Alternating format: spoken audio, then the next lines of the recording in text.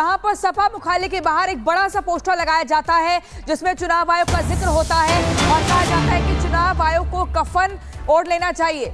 हालांकि बीते दिन भी सपा के मुखिया अखिलेश यादव ने सफेद चादर का जिक्र किया था कि सफेद कपड़ा चुनाव आयोग को उड़ा देना चाहिए। और यहां पर आप देखिए पोस्टर किस तरीके से लगाया गया है जिसमें लिखा है चुनाव आयोग के खिलाफ यहां पर टिप्पणी की गई है, कफन का जिक्र किया गया है। नाराजगी साफ तौर पर चुनाव आयोग के खिलाफ समाजवादी पार्टी दिखा रही है, चुनाव आयोग कफन ओढ़ ले, इस तरह की बात कही गई है। हालांकि बीते दिन एक सफेद कपड़ा लेकर भी समाजवादी पार्टी के कार्यकर्ताओं ने उसके ऊपर चुनाव आयोग लिखा था और अपनी नाराजगी व्यक्त की थी। अखिलेश यादव ने भी कहा था कि चुनाव आयोग मर चुका है और उसके बाद अब ये लखनऊ में आप देख रहे हैं पोस्टर लगाया गया है। बड़ी स्क्रीन के जरिए हम आपको दिखाते हैं, इस बड़ी स्क्रीन पर दिखाएंगे।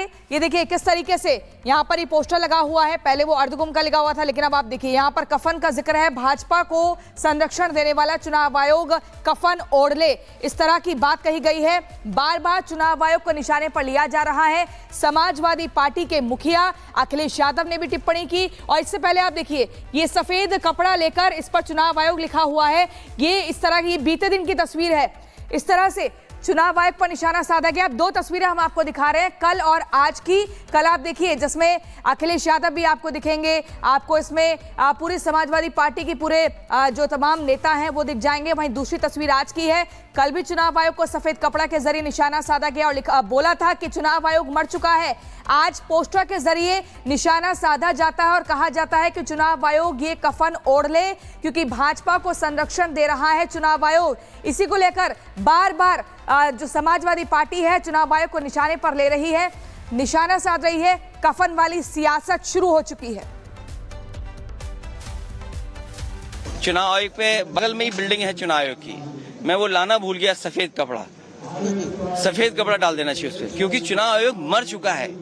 मैंने सुबह से और समाजवादी पार्टी ने सुबह से लेकर के शाम तक जब तक चुनाव खत्म हुआ है 500 कंप्लेंट्स की हैं, 500 कंप्लेंट। अगर एक भी कंप्लेंट पे उन्होंने कहा, और मैंने अपनी कई प्रेसों में ये कहा था कि मैं चाहता हूं ये चुनाव देखे दुनिया कि लोकतंत्र कैसे चलता है।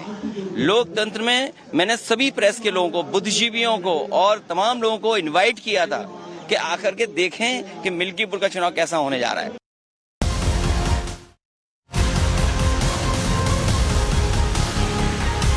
इन्होंने 7 हमारे विधायकों को 15-15 करोड़ रुपए के ऑफर दिए हैं। प्रकार के निराधार आरोप लगाना बंद करिए और ये प्रपंच रचना बंद करिए। ये आपकी हर बार की स्टोरी है।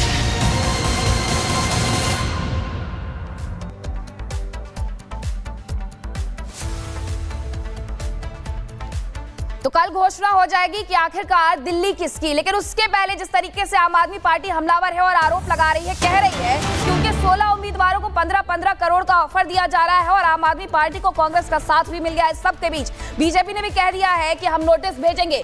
दिल्ली में चुनाव नतीजों से पहले आपका दावा, बीजेपी ने हमारे विधायकों को ऑफर दिया, यह आम आदमी पार्टी का कहना है। आम आदमी पार्टी ये भी कह रही है कि विधायकों को 15-15 करोड़ रुपए का ऑफर दिया गया है। आम आदमी पार्टी के आरोपों पर बीजेपी ने भी पलटवार किया है और कहा है कि आम आदमी पार्टी झूठे आरोप लगा रही है, ऑफर का सबूत पेश करे। 3 तस्वीरें भी आपको दिखा रहे हैं जब आम आदमी पार्टी के वरिष्ठ नेता यानी संजय सिंह के द्वारा ये बताया गया कि 15-15 करोड़ का ऑफर दिया जा रहा है और इसे लेकर के बाकायदा पार्टी की तरफ से एक सोशल मीडिया पोस्ट भी सामने आता है। आपको बता दें कि 24 घंटे बाद बस चुनाव नतीजे आने वाले हैं, काउंटिंग कल शुरू हो जाएगी और उसके पहले इस तरीके के आरोप जब लगाए जा रहे हैं तो बीजेपी भी पीछे कहाँ रहने वाली है। बीजेपी ने भी कह दिया कि अगर आपके पास कोई सबूत है तो पेश करे, वरना ये अनर्गल बयानबाजी ना करे। 7 विधायकों को 15-15 करोड़ रुपए का ये ऑफर उनका कहना है कि दिया गया है।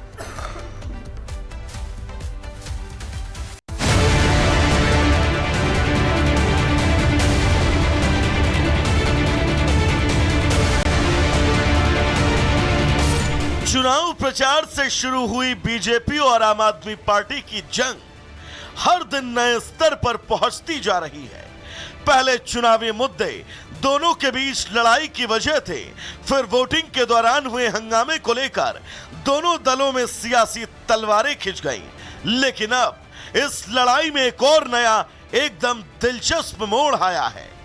सबसे पहले आम आदमी पार्टी के संजय सिंह का यह दावा सुनिए। इन्होंने 7 हमारे विधायकों को 15-15 करोड़ रुपए के ऑफर दिए हैं, उनसे संपर्क किया है।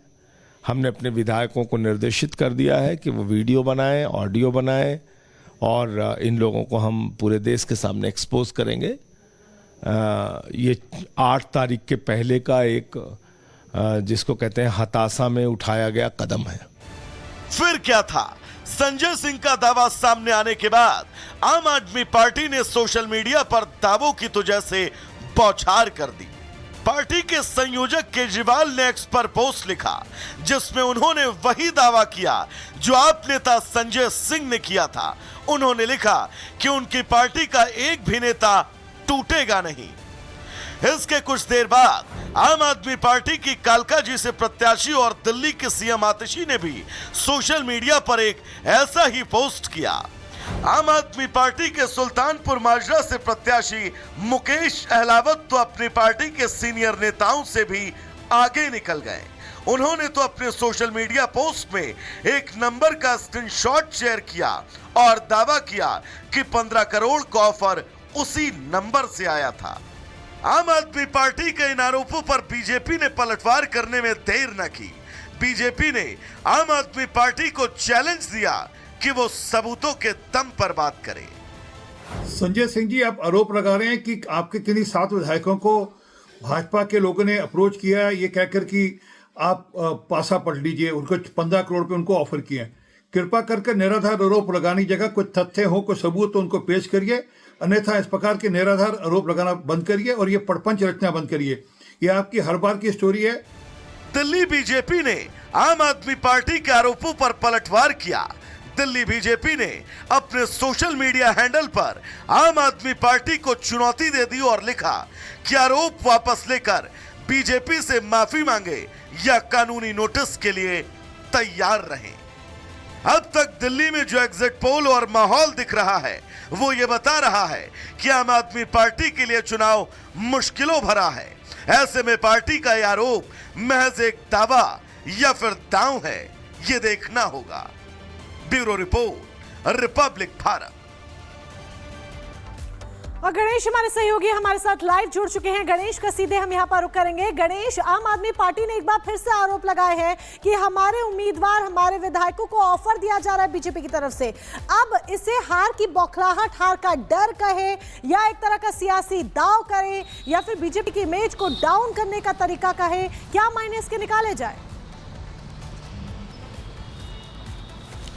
देखिए, सबसे पहली बात तो ये समझ लीजिए कि अब जो रिजल्ट आने में उसमें महज 23 घंटे का लगभग समय बचा हुआ है। 5 तारीख को मतदान हुआ था, लेकिन कल आम आदमी पार्टी के जो सांसद हैं संजय सिंह, वो करीब 4-4:15 बजे आते हैं, प्रेस कॉन्फ्रेंस करते हैं। उस प्रेस कॉन्फ्रेंस में कहते हैं हमारे करीबन 7 ऐसे जो प्रत्याशी हैं, उम्मीदवार हैं, उन लोगों को 15 करोड़ रुपए का बीजेपी की ओर से ऑफर दिया जा रहा है, उन्हें तोड़ने का प्रयास किया जा रहा है। तो ठीक रात को करीबन 8:45 बजे आम आदमी पार्टी के राष्ट्रीय संयोजक अरविंद केजरीवाल के एक्स पर पोस्ट आता है। उस पर वो लिखते हैं कि हमारे करीब 16 उम्मीदवार हैं, यानी 16 प्रत्याशी हैं जिन्हें बीजेपी तोड़ने की कोशिश कर रही है, 15 करोड़ रुपए देने की बात कर रही है। उसके बाद मुकेश अहलावत है जो मंत्री है इस समय, उनका एक ट्वीट आता है, उस पर वो नंबर भी कहते हैं, वो कहते हैं मंत्री बना देंगे, सब कुछ कर देंगे।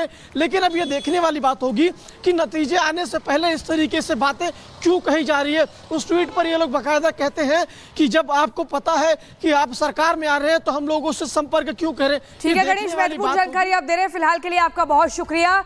दिल्ली का जनादेश सामने आने में अब 24 घंटे से भी कम का वक्त बचा है। आम आदमी पार्टी की सरकार फिर से सत्ता में आएगी या दिल्ली में बदलाव होगा, सर्वे सच होगा या आपका राज जारी रहेगा? कुछ नई एजेंसियों ने अपने ताजा सर्वे में किसे बहुमत दी है, एक रिपोर्ट के जरिए दिखाते हैं।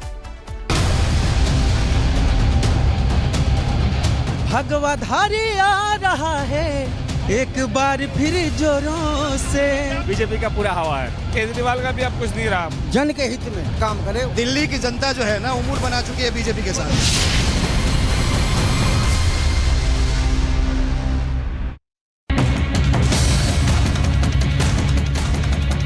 एग्जिट पोल में तो साफ दिख रहा है कि दिल्ली से आम आदमी पार्टी की विदाई तय हो गई है।